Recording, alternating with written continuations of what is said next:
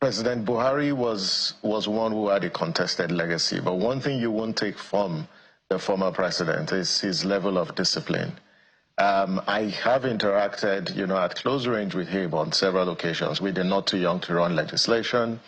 You also saw that he signed into law the most consequential electoral legal framework, which is the 2022 Electoral Act, after declining assent about 5 times.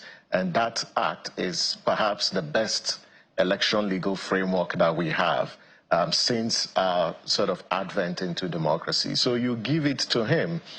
When you look at issues around infrastructure, he was quite, vocal. And his actions also demonstrated, commitment, to ensuring that infrastructure development was recorded during his tenure. I think that when you look at his leadership style, he has a very interesting and perhaps controversial leadership style.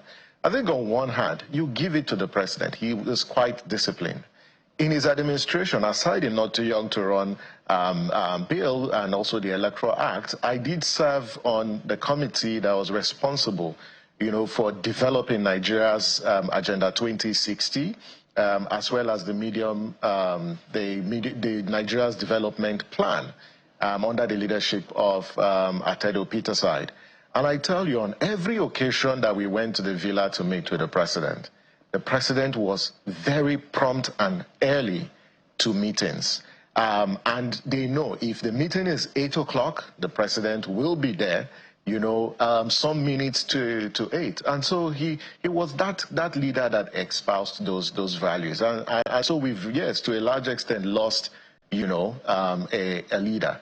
But there are also other sides, perhaps also tied to his leadership. And I think there are grave lessons that people need to learn, and even our leaders. First, his administration was regarded as one of missed opportunities on different fronts. That yes, whilst we had an improved electoral legal framework, but there was a weak democratic culture, in those 8 years.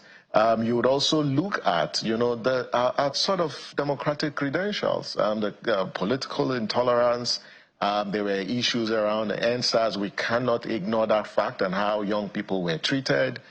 You could also see how there were several disappearances of media personnel, and all that, actually contest some of the legacies that he's left behind.